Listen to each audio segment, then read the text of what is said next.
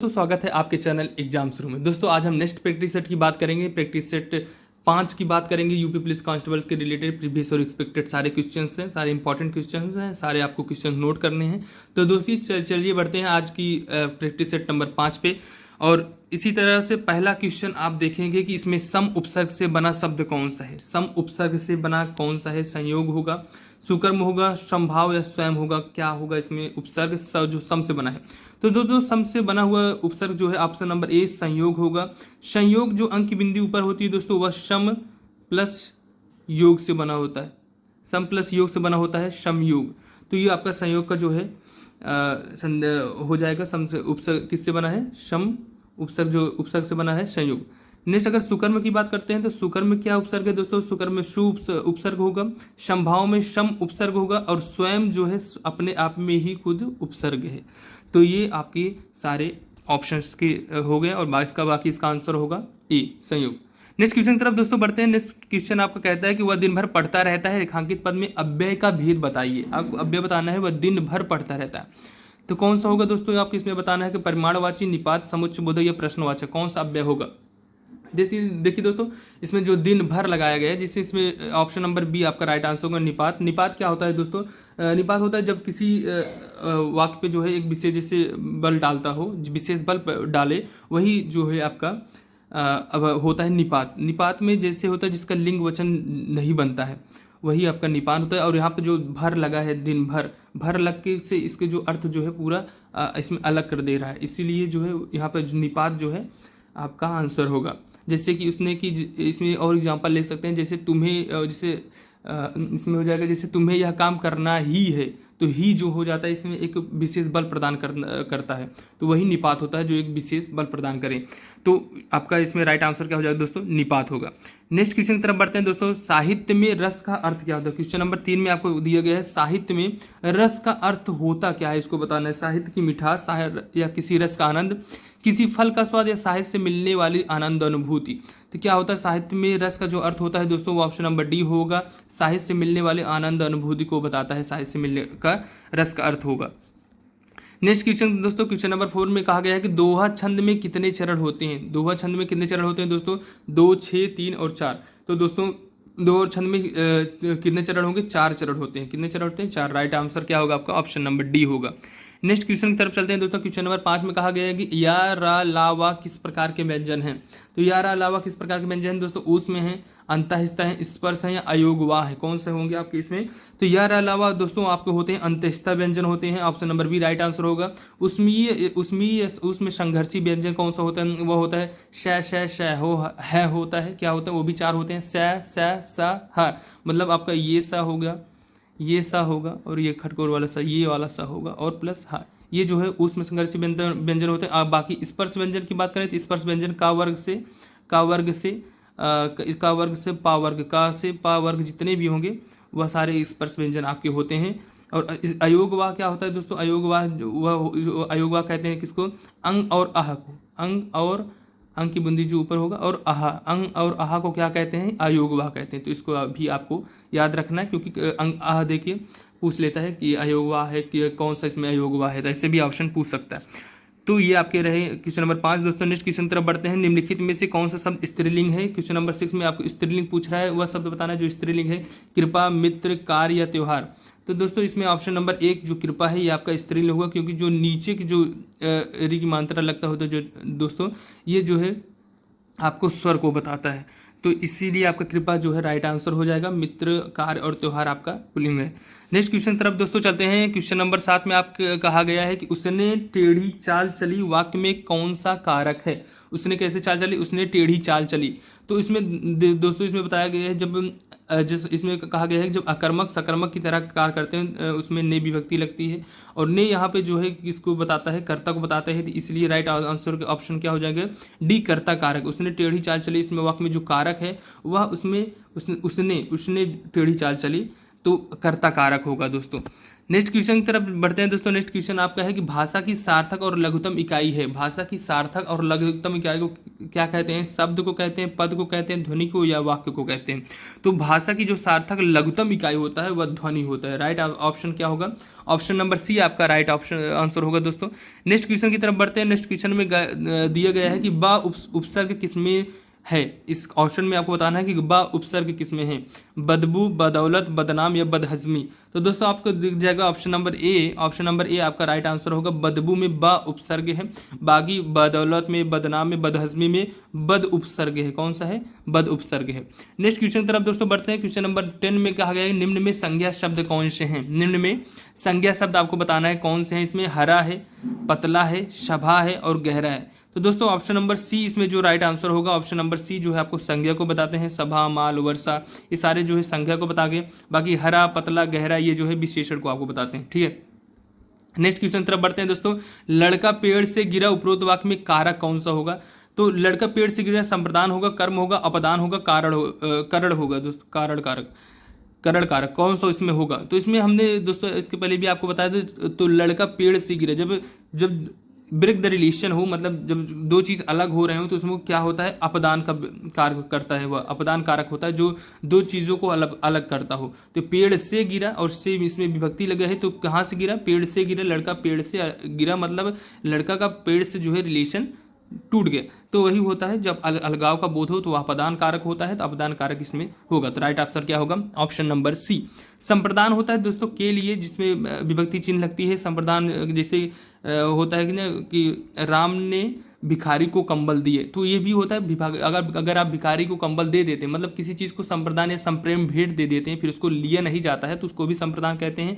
तो ये आपका के लिए का होता है इसका विभक्ति चिन्ह। कर्म में को विभक्ति चिन्ह होता है और करण में से होता है या के द्वारा का विभक्ति चिन्ह होता है कारक में। नेक्स्ट क्वेश्चन तरफ दोस्तों चलते हैं। क्वेश्चन नंबर 12 में विशेष शब्द आपको बताने हैं। विशेष शब्द कौन से हैं? ललिता है, सुंदर है, लंबा है या लघु है। कौन सा इसमें जो है विशेष? विशेष क्या होता है दोस्तों? जो संज्ञा और सर्वनाम को बताते हैं। किसको? जो संज्ञा या सर्वनाम को बताते हैं वही होता है आपका विशेष। दोस्तों इसमें संज्ञा और सर्वनाम कौन सा आपको दिख रहे हैं? ललिता, सुंदर, लंबा और लघु। तो दोस्तों ललिता, ललिता देखिए आपका नाम है, तो इसका आपका संज्ञा का इसमें बोध कर रहा है। तो ऑप्शन नंबर ए आपका राइट आंसर हो जाएगा दोस्तों। नेक्स्ट क्वेश्चन की तरफ बढ़ते हैं दोस्तों। नेक्स्ट क्वेश्चन आपका क्वेश्चन नंबर 13 में बताया 250 रुपये में कौन सा विशेषण निहित है।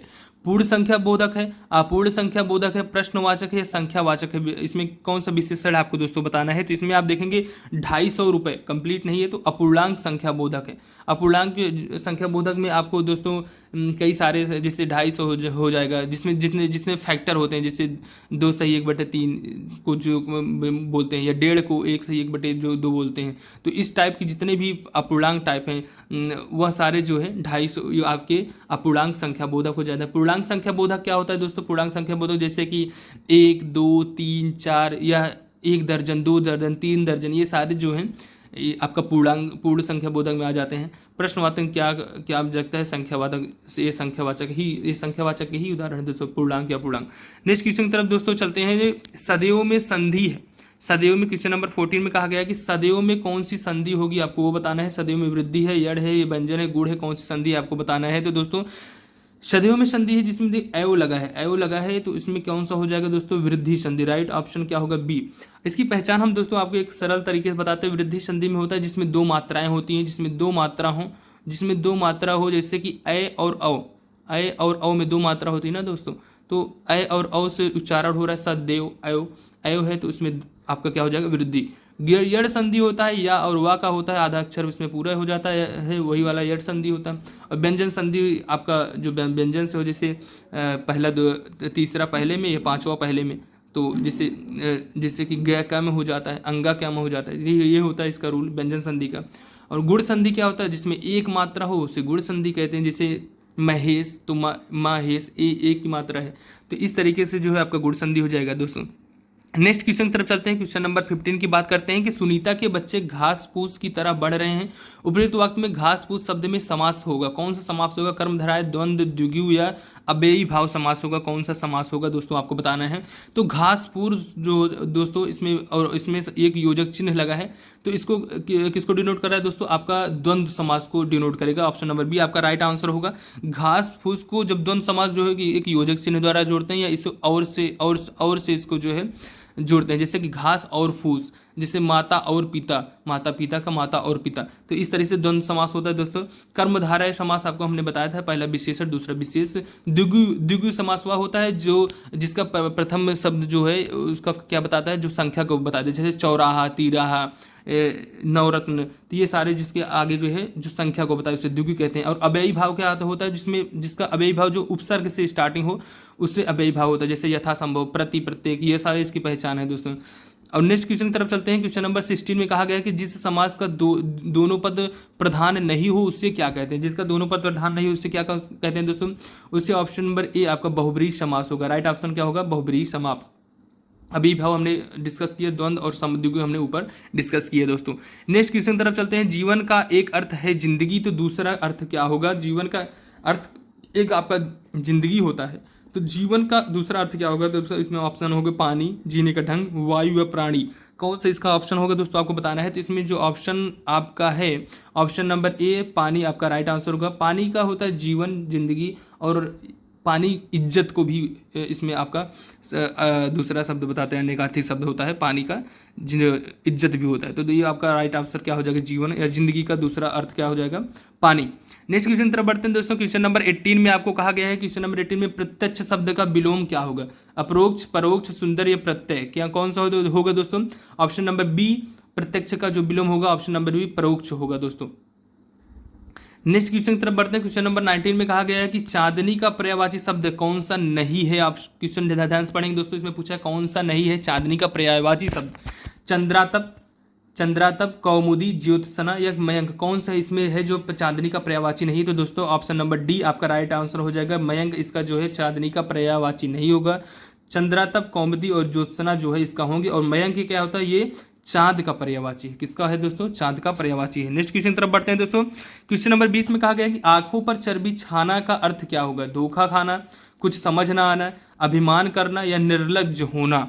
तो दोस्तों आंखों पर चर्बी छाना का अर्थ होता है निर्लज्ज होना, जो एकदम निर्लज्ज हो गया हो, उसकी आंखों पे चर्बी चढ़ जाता है ना, तो उसको कहते हैं निर्लज्ज होना। ऑप्शन नंबर डी आपका राइट आंसर होगा, बी क्वेश्चन नंबर 20 का। नेक्स्ट क्वेश्चन तरफ दोस्तों चलते हैं। क्वेश्चन नंबर 21 का इसमें कहा गया है लोकोक्तियां हैं कि अधजल गगरी छलकत जाए का अर्थ क्या होगा? अल्पज्ञ द्वारा गर्व प्रदर्शन, अत्यधिक बोलना, संभल कर न चलना, अपनी छोटी सी बात की प्रशंसा करना। कौन से इसमें आपका दोस्तों इसमें राइट आंसर होगा? तो ऑप्शन नंबर ए आप दिख जाएगा। अल्पज्ञ द्वारा जो है जिसे कम ज्ञान हो उसको लेकिन प्रदर्शन कर अपने गर्व का प्रदर्शन कर रहा हो, अल्पज्ञ द्वारा जो है गर्व प्रदर्शन करना, वही होता है कि अधजल गगरी छलकत जाए का अर्थ होगा। नेक्स्ट क्वेश्चन की बात करते हैं। क्वेश्चन नंबर 20 की हम बात करेंगे। तो क्वेश्चन नंबर 20 का क्या कहा है दोस्तों? किस शब्द की वर्तनी आपको शुद्ध इसमें बताना है, कौन सी वर्तनी शुद्ध है? आधीन है, व्यवहारिक है, या मिष्ठान्न है, या अत्यधिक है? कौन सा इसमें राइट आंसर होगा दोस्तों? ऑप्शन नंबर डी आपका अत्यधिक इसमें सही लिखा गया है। मिष्ठान ठा नहीं होता दोस्तों, मिष्टान्न होता है, टा होता है, ठा नहीं होता है। व्यवहारिक में व्यवहारिक नहीं हो, या पे आ की मात्रा हो जाएगा, व्यवहारिक हो जाएगा दोस्तों। और अधीन में अधीन होता है, आधीन नहीं होता है। तो ये आपका सारे ऑप्शंस की जो है मैंने निचोड़ रख दिया, और बाकी इसमें राइट आंसर क्या हो जाएगा? ऑप्शन नंबर डी अत्यधिक सही होगा। नेक्स्ट क्वेश्चन तरफ दोस्तों बढ़ते हैं। क्वेश्चन नंबर 23 में क्या कहा गया कि अनिल और अनल शब्द युग्म का सही अर्थ बताइए। अनिल और अनल का इसमें से ऑप्शन में कौन सा सही होगा? आग हवा होगा, हवा आग होगा, हवा जंगल, या जंगल आग होगा। तो दोस्तों जैसे हम आपको बताते थे अनिल मीन्स क्या होता है? अनिल मीन्स होता है एक हवा हो जाता है, और अनिल मीन्स क्या हो जाता है? अनल मीन्स होता है आग। तो ऑप्शन नंबर बी इसमें राइट आंसर दिख रहे हैं दोस्तों। ऑप्शन नंबर बी आपका राइट आंसर होगा, हवा और आग। नेक्स्ट क्वेश्चन की तरफ बढ़ते हैं दोस्तों। क्वेश्चन नंबर 24 आपको क्या कहता है कि निम्नलिखित में से अशुद्ध वाक्य आपको बताने हैं कि इसमें ऑप्शन में कौन सा अशुद्ध वाक्य है? ऑप्शन नंबर ए आपका कहता है कि गौतम ऋषि की पत्नी का नाम अहिल्या था, ठीक है। इस कार्य में बहुत विलंब हो गया, ठीक है। रसगुल्ला बहुत स्वादिष्ट है, ठीक है। और एक गुलाब की माला खरीद लेना। तो दोस्तों ऑप्शन इसमें कौन सी गलत होंगी? ऑप्शन नंबर डी, एक गुलाब की माला खरीद लेना। दोस्तों एक गुलाब की माला नहीं होता है, गुलाब की एक माला खरीद लेना, ये आपके सही प्रारूप होंगे, पदक्रम होंगे कि गुलाब की एक माला खरीद लेना। ऑप्शन नंबर डी इसमें अशुद्ध था। क्वेश्चन नंबर 25 की बात करते हैं दोस्तों। इसमें कहा कि उसे मृत्युदंड की सजा मिली। प्रस्तुत वाक्य की अशुद्धि स्पष्ट करना है, कि अशुद्धि बताना है कि उसे मृत्युदंड की सजा मिली। संस्कृत के शब्दों का प्रयोग हुआ है, ठीक है। इसमें मृत्यु दंड में मृत्यु संस्कृत का भी प्रयोग हुआ है, और विदेशी शब्द का प्रयोग हुआ है, ठीक है। विदेशी दंड, दंड और सजा समानार्थी शब्दों का प्रयोग हुआ है, या कोई अशुद्धि नहीं। दंड और सजा का समानार्थी शब्दों का प्रयोग हुआ है। ऑप्शन नंबर सी आपका जो है समानार्थी, दंड और सजा जो है समान अर्थ दे रहे हैं, और इसीलिए जो है दंड और सजा दोनों के साथ जो है नहीं प्रयोग होते हैं। तो इसमें जो है समानार्थी शब्द का जो है प्रयोग हुआ है, इसलिए ये अशुद्ध है। दंड के साथ सजा का प्रयोग नहीं किया जाता, तो ये आपका अशुद्धि हो जाती है दोस्तों। क्वेश्चन नंबर 26 की बात करते हैं। अज्ञ का अर्थ आपको बताना है। अज्ञ क्या होता है? अज्ञ मीन्स होता है जो कुछ भी ना जानता हो, जो सब कुछ जानता हो, जो बहुत थोड़ा जानता हो, जो जानता भी हो और नहीं भी जानता हो। कौन सा ऑप्शन सही होगा दोस्तों? अज्ञ का अर्थ होता है जो कुछ भी नहीं जानता, जिसे अनभिज्ञ कहते हैं। अज्ञ को हम अन्य क्या कहते हैं? अनभिज्ञ भी कहते हैं, ठीक है। अनभिज्ञ भी कहते हैं। तो ऑप्शन नंबर ए सही होगा, जो कुछ भी नहीं जानता हो उसे अज्ञ कहते हैं। नेक्स्ट क्वेश्चन की तरफ दोस्तों चलते हैं। क्वेश्चन नंबर 27, पैर से सिर तक वाक्यांश के लिए एक शब्द आपको बताना है। नक्सिक होगा, सिरोपर होगा, पाद मस्तक हो गया, अपाद मस्तक दोस्तों। तो पैर से सिर तक, पैर से मतलब पैर से सिर तक आपको बताना है कोई वाक्यांश के लिए शब्द क्या होता है। तो ऑप्शन नंबर डी आपका सही होगा दोस्तों। अपाद मस्तक को पैर से सिर तक के लिए एक शब्द होगा आपका। नेक्स्ट क्वेश्चन की बात करते हैं। क्वेश्चन नंबर 29 दोस्तों, वाणी और अंगों के अभिनय द्वारा जिनसे प्रकट हो वे हैं। मतलब जो वाणी और अंगों के अभिनय के द्वारा जो प्रकट हो उसको क्या कहते हैं? संचारी, विभाव, अनुभव और भाव। तो दोस्तों जो वाणी और अंगों या जो दोस्तों शारीरिक अनुभव के द्वारा जो प्राप्त होते हैं उन्हें क्या कहते हैं? उन्हें अनुभव कहते हैं। ऑप्शन नंबर सी आपका राइट आंसर होगा। अनुभव, अनुभव क्या होता है दोस्तों? वे जो शारीरिक अनुभव के द्वारा प्राप्त होते हैं या शारीरिक चेष्टाएं द्वारा जो व्यक्त हों उसको हम अनुभव कहते हैं। जैसे नाक सिकोड़ना, मुख खिलना, सीटी बजाना, ये किसके द्वारा? ये आपके शारीरिक के कारण होता है। और अनुभव के कभी कभी भेद पूछते हैं, कौन कौन से हैं? तो अनुभव के भेद कितने होते हैं? 4 भेद होते हैं। कौन कौन से? सात्विक होता है, कायिक होता है, वाचिक होता है और आहार्य होता है। ये आपको याद रखने हैं अनुभव के 4 भेद। और सात्विक के कितने भेद हैं? सात्विक जो है वह 8 प्रकार से होते हैं। सात्विक मीन जो स्वतः होने वाली हरकतें होती हैं शारीरिक रूप से, जैसे अश्रु आना, कंपन होना, प्रलय, रोमांच, बैवर्ड, पीला पड़ जाना, तो ये स्तंभ या खेद या स्वरभंग हो जाना, ये सारे जो है सात्विक के भेद हैं। बाकी कायिक होता है जो यत्नज भी कहते हैं। कायिक होता है जो जानबूझ के काया द्वारा मीन शारीरिक द्वारा हो। तो इसमें पूछा है कि अभिनय द्वारा जिसमें प्रकट हो या अंगों के द्वारा या वाणी के द्वारा। और एक होता है वाचिक जो वाणी के द्वारा हो, और एक होता है आहार्य वेशभूषा के द्वारा की जाने वाली हरकतें। तो ये होता है सात्विक, कायिक, वाचिक और आहार के डिफिनीशन। हमने आपको डिस्कस किया। इसके प्रकार कितने हैं अनुभव के? 4 प्रकार। ये इंपॉर्टेंट है, सारे मैंने जो बोला उसको आपको सुनना, ध्यान से सुनना, तो इसमें से क्वेश्चन बन जाते हैं। तो अनुभव आपका ये 4 प्रकार का होता है, और इसमें वाणी और अंगों के द्वारा क्या जो प्रकट होता है उसे अनुभव कहते हैं। विभाव क्या होता है दोस्तों? इसको भी हम बात कर लेते हैं। विभाव वह होता है जो भाव सहारा पाकर जगते हैं, मतलब उसे विभाव कहते हैं। जैसे विभाव के 2 प्रकार होते हैं, एक होता है आलंबन, एक होता है उद्दीपन। इसके भी विभाव के कितने प्रकार होते हैं? 2 प्रकार होते हैं, आलंबन और उद्दीपन। आलंबन क्या होता है? आलंबन में भी 2 होता है, एक आश्रय आलंबन, एक विषय आलंबन। आश्रय आलंबन क्या होता है? जिसके मन में उत्पन्न हो और जिसे देख कर उत्पन्न हो, मतलब नायक और नायिका की बात कर रहा है, तो आलंबन होगा। उद्दीपन क्या होता है दोस्तों? उद्दीपन जो जिस चीज़ को हम देख के जब हमें उसमें भाव में जो तीव्रता आ जाए उसे उद्दीपन कहते हैं। जैसे मान लीजिए सुनसान जगह को देखकर, मान लीजिए श्याम बबीता को देखकर, श्याम बबीता को सुनसान जगह पर देखकर क्या होगा? चकित हो गया। तो यहाँ पर सुनसान जगह क्या होगा? उद्दीपन। बबीता क्या होगा? विषय। और राम क्या होगा? आश्रय। कि जिसके मन में उत्पन्न हो उससे आश्रय, जिसको देखकर उत्पन्न हो उससे विषय कहते हैं। तो जो मैंने डिस्कस किया इसमें ऑप्शन में सारे आपको दोस्तों बहुत इंपॉर्टेंट है, ध्यान से इसको सुनना है। नेक्स्ट क्वेश्चन की तरफ दोस्तों बढ़ते हैं कि क्वेश्चन नंबर 30 में दिया गया है निर्वेद स्थायी भाव किसका है? मतलब निर्वेद का स्थायी भाव क्या है आपको ये बताना है। रौद्र रस है, शांत है, करुण है या भयानक? तो निर्वेद मीन्स होता है दोस्तों शांत रस। शांत रस का ये जो स्थायी भाव है। नेक्स्ट क्वेश्चन की दोस्तों की करुण रस आपका सो को हो जाए सबको, तो वह करोड़ रखा होता है। तो नेक्स्ट क्वेश्चन दोस्तों चलते हैं, क्वेश्चन नंबर 31 की बात करते हैं। 31 में क्या कहा गया है कि जब मैं था हरि नाही, अब हरि हैं मैं नाही, सब अधियारा मिट गया, सब दीपक देखा माही। तो इस पंक्ति में कौन सा रस निहित है आपको ये बताने हैं दोस्तों। तो जैसे इसमें कहा कि जब मैं था हरि नहीं, अब हरि हैं मैं यहाँ पर दोस्तों इसमें घमंड की, अभिमान की बात कर रहा है कि जब मैं था, जब मेरे अंदर मैं अभिमान था, तब मेरे अंदर जो है भगवान का वास नहीं था। जब मेरे अंदर जो है हरि का वास हो गया, तब मेरे अंदर अब मैं नहीं है। तो यही बात कर रहा है कि इसमें कि अब जो है भगवान की प्राप्ति हो गई है, तो इनको क्या कौन सा रस हो जाएगा दोस्तों। जब भगवान की प्राप्ति हो जाता है शांत रस की बात करते हैं। ऑप्शन नंबर सी इसका राइट आंसर होगा। जब मैं था हरि नहीं, अब हरि है मैं नहीं। तो ऑप्शन नंबर सी आपका राइट आंसर होगा दोस्तों। क्वेश्चन नंबर 32 की बात करते हैं। क्वेश्चन नंबर 32 में कहा क्या कहा गया दोस्तों, फूले कास सकल मही छाई, जनु बरसा ऋतु प्रगट बुढ़ाई में अलंकार क्या है। अब यमक है, श्लेष है, रूपक है, उत्प्रेक्षा। इसमें ऑप्शन सारे डिस्कस करेंगे। इसके साथ ही पहले मैं बताऊंगा आपको इसमें कौन सा राइट आंसर होगा। तो जिसमें फूलों का सकल मही छाई, जनु बरसा ऋतु प्रगट बुढ़ाई। तो दोस्तों जहां जनु मनु जानहु मानहु जैसे शब्दों का प्रयोग होता है उसे उत्प्रेक्षा कहते हैं दोस्तों। वह उत्प्रेक्षा अलंकार को डिनोट करता है, सब बताता है। तो इसमें राइट आंसर ऑप्शन डी हो जाएगा, उत्प्रेक्षा हो जाएगा। और साथ ही साथ यमक की बात कर लेते हैं। यमक क्या होता है दोस्तों, यमक होता है जब एक जैसे दो शब्द हों और दोनों को जो है या दो से अधिक शब्द एक जैसे हों और सबके अर्थ अलग अलग हों, उसे यमक कहते हैं। श्लेष क्या होता है, श्लेष होता है चिपकना, या मतलब एक शब्द के जब कई अर्थ हों तो उसे श्लेष कहते हैं। रूपक वह होता है दोस्तों जहां पे उपमा और उपमेय में अभेद आरोपित कर दिया जाए।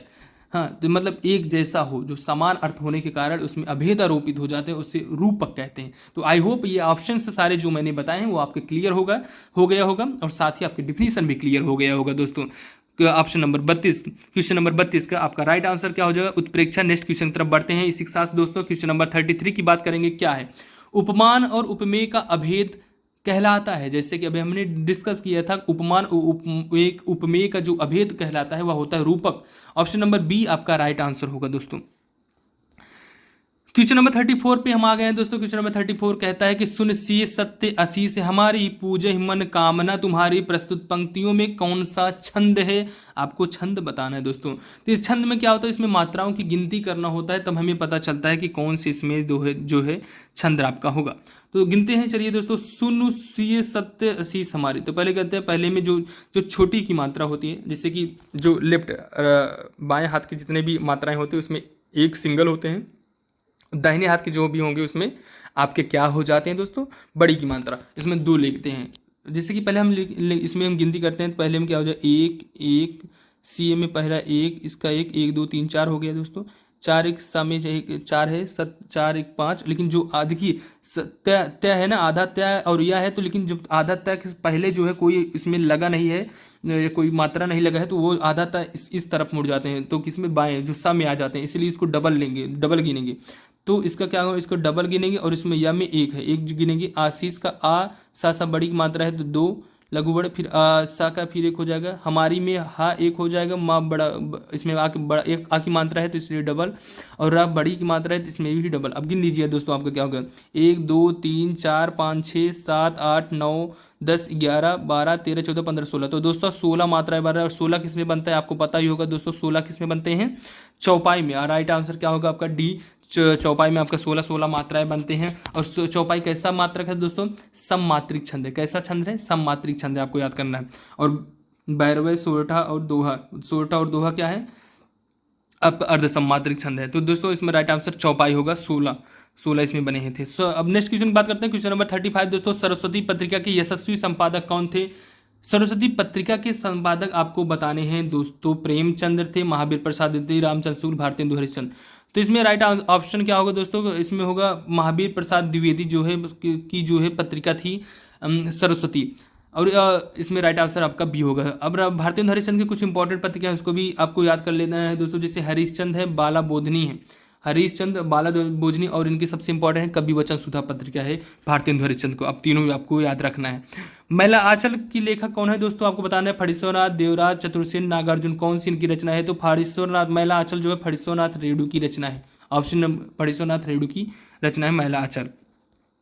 हिंदी भाषा का जन्म हुआ, और लास्ट क्वेश्चन की तरफ बढ़ते हैं दोस्तों। हिंदी भाषा का जन्म कैसे हुआ? अपभ्रंश से, लौकिक संस्कृत से, पाली संस्कृत से या वैदिक संस्कृत से? दोस्तों आपको बताना है हिंदी भाषा का जन्म हुआ किससे हुआ? अपभ्रंश से। ऑप्शन नंबर ए आपका राइट आंसर होगा। आज मैंने इसका आंसर दे दिया है दोस्तों, अपभ्रंश से आपका 37 क्वेश्चन का मैंने आज आपको पूरा कंप्लीट करवाया दोस्तों। आपकी जिस तरीके से मैं सारे क्वेश्चन आपको करवा रहा हूँ, उम्मीद है आपको सारे आप अच्छे से नोट कर रहे होंगे, क्योंकि आपके मैंने बताया कि प्रीवियस और एक्सपेक्टेड क्वेश्चन मैं बहुत ढूंढ के, और इसमें काफ़ी मेहनत लिखते हैं दोस्तों, एडिटिंग करके पूरा आपको एक एक क्वेश्चन ढूंढ के जो है आपको ले आके इसमें रखना पड़ता है, जिससे आपके अच्छे क्वेश्चन तैयारी हो सके, अच्छे अच्छे क्वेश्चन की तैयार हो सके, जो आपके एग्जाम में भी को अच्छे से जो है उसमें भिड़ सके। तो इसी तरीके से मैं दोस्तों आपको सब अच्छे अच्छे क्वेश्चन जो है मैंने 37 क्वेश्चन आज आपके लिए करवाए हैं सारे, और उम्मीद है आपको पसंद आए होंगे। और जो लोग अभी चैनल में नए हैं उनसे रिक्वेस्ट है कि वो चैनल को सब्सक्राइब कर दें, और उन सभी को शेयर करें जो इस कांस्टेबल की तैयारी कर रहे हैं और हिंदी के लेकर परेशान हैं, तो उनके लिए यह बहुत ही इंपॉर्टेंट जो है प्रैक्टिस सेट है। इससे आप क्या होगा दोस्तों, अगर